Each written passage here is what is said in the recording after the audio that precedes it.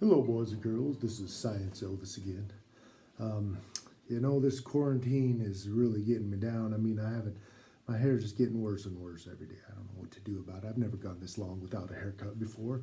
I challenge you guys to find people on the internet that's having bigger trouble than me with my hair. I mean, I probably won't be able to, I don't know. Maybe I'll have to do one of those online haircut deals where like I live stream myself cutting my hair. I don't know what I'm going to do. It's just terrible. Well, anyway, we're going to finish up nuclear power today, and hopefully we can see how much you've learned about it. We're having a little test today.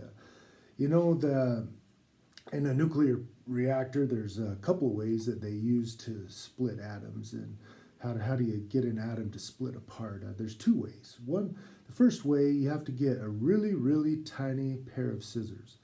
And then you have to be able to run really fast afterwards. And so you cut it, and then you have to run. And so, because the bad stuff might happen. The second way, and it's a little bit more preferable but more expensive, is to shoot neutrons at the radioactive substance, and then it splits, and then it keeps going by itself after that. You don't have to do it every time, so it kind of starts a chain reaction. And my hair is just terrible. It looks like I had a nuclear reaction in my hair.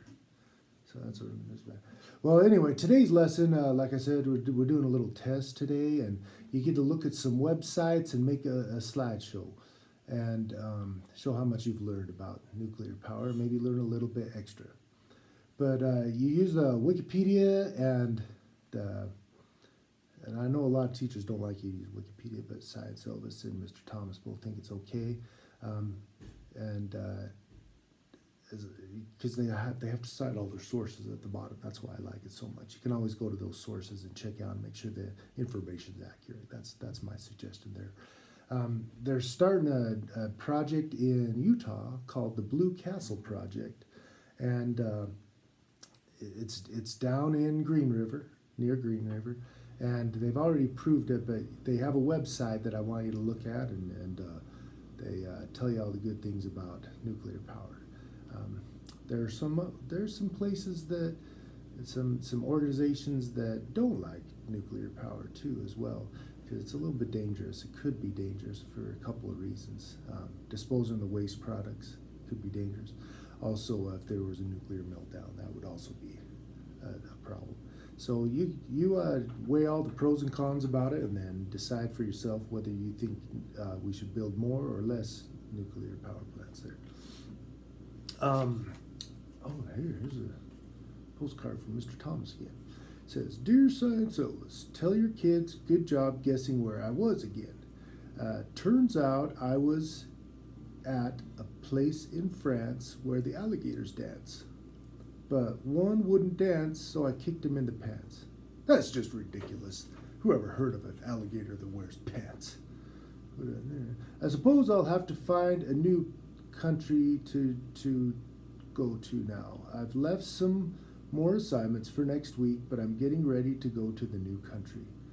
Mr. Thomas. All right, well, so much. Well, I guess we found him and we got enough assignments for next week, but then after that, we're going to have to probably find him again, and I think he'll be a little bit more careful. He's been taking the stamps off of these, so we can't use the stamps for, I guess the postman's doing it. Maybe they're like made a deal or something. There's no stamps, so we can't tell what country he's coming from. But anyway, I'll see you again on Monday. My name is Science Elvis. I'll teach you science and stuff. I'm the Science Elvis of love. Not just any kind of love, the love of science.